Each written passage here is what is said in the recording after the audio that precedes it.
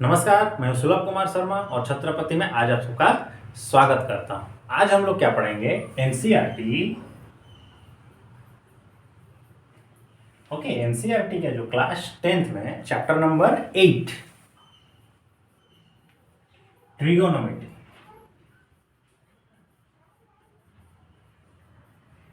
Okay, इसको पढ़ेंगे। इस चैप्टर में क्या होता है, ज्यादातर बच्चों लोगों का डाउट्स होता है, सर हम लोग ट्रिगोनोमेट्री नहीं समझ पाते हैं, बहुत प्रॉब्लम होता है, क्या है ये ट्रिगोनोमेट्री, बहुत टॉप लेवल का कोई रॉकेट साइंस है शायद। लेकिन ट्रिगोनोमेट्री एक्चुअली वैसा कुछ है नहीं, ठीक है। ये फालतू में हम लोग का दिमाग में एक भूत घर करके रखता है जो नहीं, ट्रिगोनोमेट्री बहुत डिफिकल्ट है, बहुत टफ लेवल का आता है। एक्चुअली बेसिकली देखा जाए तो कुछ नहीं है ट्रिगोनोमेट्री, ठीक है। सिर्फ 6 चीज़ें हैं, 6 चीज़ों को लेकर के हम लोग को आगे बढ़ना है। सिर्फ 6 चीज़ें, उससे से ज़्यादा और कुछ नहीं है। अब दूसरी बात ये आता है, कुछ बच्चे बोलते हैं जो सर, जो बड़े होते हैं ज़्यादातर बोलते हैं हमारी ज़िंदगी तो प्लस माइनस मल्टीप्लिकेशन डिवीजन में चला गया, और मेरे को जो साइन थीटा, कॉस थीटा, टान थीटा, ये सब चीज़ें जो पढ़ाए गए थे हाई स्कूल में, उसका मेरे एक्चुअल ज़िंदगी में इम्पोर्टेंस क्या रहा।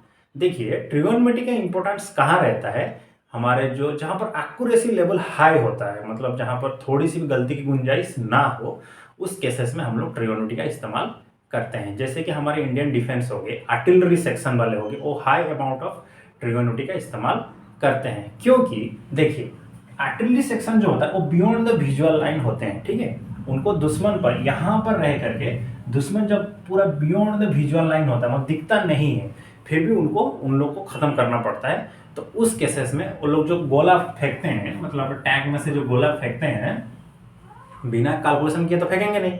नहीं तो उन लोग, हम लोग अपना आदमी जो होंगे, हम लोग अपने सोल्जर्स लोग भी तो फ्रंट लाइन में होते हैं, लड़ रहे होते हैं, तो उनके ऊपर गिर जाने का चांसेस होता है।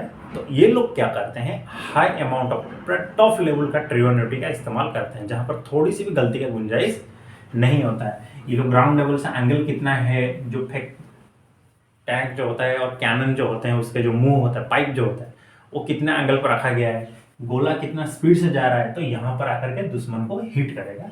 ये सब चीज़ें जो ब्रिज बनाते हैं, समंदर के ऊपर ब्रिज बन गए, पहाड़ों के ऊपर जो ब्रिजेस बनते हैं, वो लोग भी ट्रिगोनोमेट्री का इस्तेमाल करते हैं। हाई अमाउंट ऑफ जो इंजीनियर्स होते हैं, वो लोग बहुत ज़्यादा अमाउंट ऑफ ट्रिगोनोमेट्री का इस्तेमाल करते हैं। देखिए, ट्रिगोनोमेट्री में जो हम लोग का आंसर्स निकलता है वो बहुत करेक्ट निकलता है, ठीक है। इसीलिए ट्रिगोनोमेट्री का इस्तेमाल वो लोग ज़्यादा वहाँ पर करते हैं। ट्रिगोनोमेट्री को अगर देखा जाए तो देखिए, मान लीजिए ये एक ट्रायंगल है, मान लीजिए क्या ट्रायंगल ही है, ओके है, ए बी सी। ये कौन है, राइट एंगल है जो 90 डिग्री होता है, और इसको मानिए थीटा। थीटा मतलब क्या, कोई भी एक एंगल, ओके। जो राइट एंगल ट्रायंगल होता है, नीचे वाले को क्या बोलते हैं हम लोग, बेस बोलते हैं, इसको परपेंडिकुलर बोलते हैं, और इसको हाइपोटेन्यूज बोलते हैं। अब इसी में से मेरे ट्रिगोनोमेट्री के 6 फॉर्मूला लिख लेंगे। पहला बात, sine theta, okay. Sine theta क्या होता है, देखिए थीटा यहां पर रहेगा। अब कुछ बच्चे बोलेंगे सर पी बाई एच, नहीं, एक्चुअली वो फॉर्मूला पी बाई एच है ही नहीं, गलत है। साइन थीटा का एक्चुअल जो फॉर्मूला है, ऑपोजिट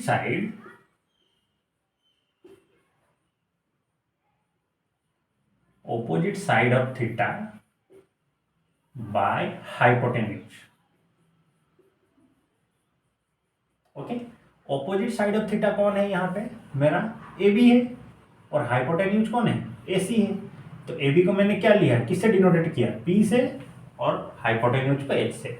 अब केसेस में ये पी बाई एच लिख सकते हैं, लेकिन स्टार्टिंग में आप पी बाई एच लिखिएगा तो गलत है। मान लीजिए थीटा अगर मैं यहाँ पर लेता तो भी क्या आप पी बाई एच लिखते, नहीं ना, तब तो मेरे को बी बाई एच लिखना पड़ता है, साइन थीटा का वैल्यू। अब आता है दूसरा कॉस थीटा।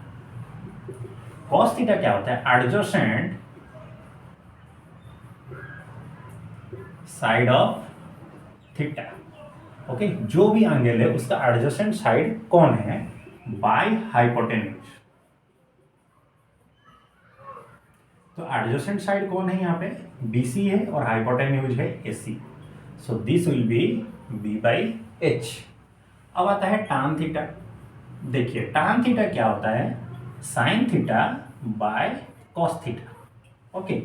साइन थीटा और कॉस थीटा को जब मैं डिवाइड कर दूंगा तो टान थीटा मिलेगा, ओके। देखिए, opposite side of the theta by hypotenuse, adjacent side of theta by hypotenuse, ये दोनों कट जाएंगे कि नहीं। तो बचा कौन, opposite side of theta opposite side of theta by adjacent side of कितना थीटा। देख लीजिए कैसे हुआ ये, P बाई एच हम लोग फॉर्मूला निकल रहा था और B बाई एच निकल रहा था, ये एच एच कट जाएगा तो बचेगा कौन, P बाई बी ही बचेगा ना। ओके, अब आता है कॉट थीटा, ये होता है reverse of tan theta, reciprocal of tan theta. तो टैन थीटा का वैल्यू जो भी हो उसको अगर हम रिवर्स कर दें, रेसिप्रोकल कर दें तो मिल जाएगा, जैसे 1 बाई पी बाई बी, तो this will be by P. Okay, अब आता है सेक थीटा। सेक थीटा क्या होता है, 1 बाई कॉस थीटा का वैल्यू होता है sec theta. Okay, cos theta का वैल्यू कितना निकल रहा था मेरा, बी बाई एच निकल रहा था, तो ये कितना हो जाएगा, एच बाई बी हो जाएगा, रेसिप्रोकल। अब लास्ट वाला रह गया क्या, यहां पर लिख दे रहा हूं कोसेक थीटा। कोसेक थीटा जो होता है ये 1 बाई साइन थीटा का रेसिप्रोकल होता है, 1 बाई पी बाई एच, और ये हो जाएगा एच बाई पी। अब आप बोलिएगा सर आप एक्चुअल फॉर्मूला के हिसाब से काहे नहीं लिखे, ऐसे काहे के लिए लिखे, कोई बात नहीं, आप साइन थीटा और कॉस थीटा को जान जाइए अच्छे से, उसी हिसाब से इन लोगों को फॉर्मूला को आप लिखिएगा तो फाइनली आप सबको ये चीजें मिल जाएंगी। और 9th क्लास 10th क्लास में आप जहां पर भी ट्रिगोनोमेट्री का मैथमेटिक्स सॉल्व करिएगा हमेशा थीटा आपका यहीं पर ही मिलेगा, यहाँ पर कभी देगा नहीं, वो बहुत 11th में और 12th में वो आप लोग को देगा, 9th 10th में थीटा आप लोग का हमेशा नीचे ही रहेगा, बेस के साइड में ही रहेगा। ओके, इस चीज को आप लोग नोट कर लीजिए। अब नेक्स्ट देखिए, आज हम लोग जो भी पढ़ेंगे ट्रिगोनोमेट्री का पूरा बेसिक्स ही पढ़ेंगे और कुछ नहीं पढ़ेंगे, सिर्फ बेसिक्स। इस चीज को नोट कर लीजिए ना, हाँ ठीक। और एक चीज याद रखिए, ये अगर राइट एंगल ट्रायंगल है तो इसमें क्या एक फॉर्मूला अप्लाई होता है, राइट एंगल ट्रायंगल, जितने भी राइट एंगल ट्रायंगल होते हैं वो सब उसी फॉर्मूला को फॉलो करते हैं। कौन सा फॉर्मूला, नो आइडिया, देखिए Pythagoras theorem, P square plus B square equal to H का स्क्वायर, ये फॉर्मूला को हर एक राइट एंगल ट्रायंगल फॉलो करते हैं।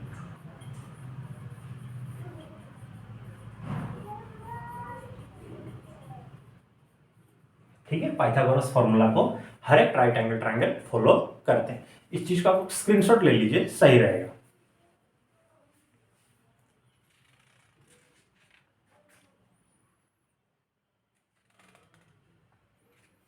और एक दो फॉर्मूला देख लीजिए।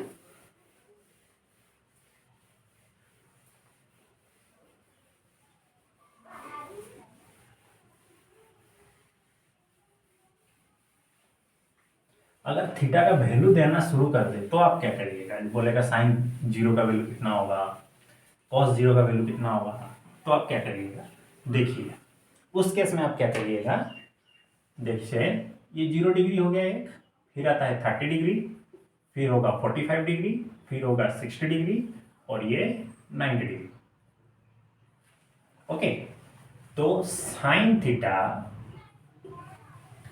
देखिए साइन जो चीज है वो असेंडिंग ऑर्डर में आता है, ठीक है, कॉस जो है वो डिसेंडिंग में आता है, क्लियर।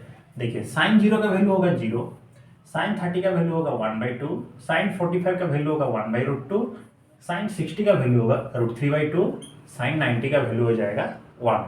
अब ये तो असेंडिंग में चला गया, अब कॉस जो है वो डिसेंडिंग में आता है, तो कॉस 0 का वैल्यू हो जाएगा 1, कॉस 30 का वैल्यू हो जाएगा √3/2, कॉस 45 का वैल्यू होगा सेम 1/√2, और ये हो गया 1/2, दिस विल बी 0।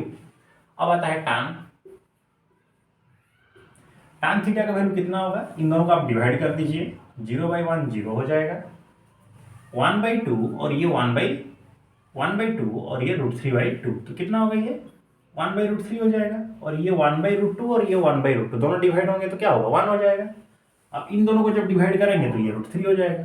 अब 1/0, 0 में से तो कभी हम लोग 1 ला ही नहीं सकते, तो इसका वैल्यू क्या हो जाएगा, नॉट डिफाइंड और इन्फिनिटी। उसी तरह कॉट का वैल्यू भी आप निकाल सकते हैं, सेक का वैल्यू निकाल सकते हैं, कोसेक का वैल्यू निकाल सकते हैं, इन सब चीज़ों से। लेकिन बेसिकली आपको ये 3 चीज़ें अगर आप याद रख लेते हैं तो आपको ज़्यादातर चीज़ों को फॉर्मूला याद रखने में कोई तकलीफ नहीं होगी। इस चीज़ को आप स्क्रीनशॉट ले लीजिए, ठीक रहेगा।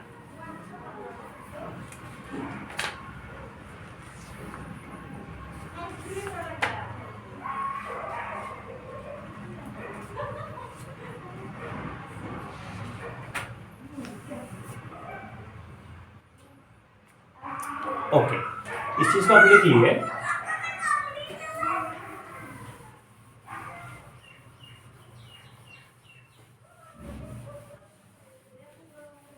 एक क्वेश्चन हम लोग आज सॉल्व करते हैं, बेसिक से एक क्वेश्चन सॉल्व करते हैं एक, ठीक है। जैसे कि आपका एक्सरसाइज नंबर 8.1 में नंबर 3 का क्वेश्चन जो दिया है, साइन ए का वैल्यू दे दिया कितना, 3/4। ओके ओके, ठीक है, सही है।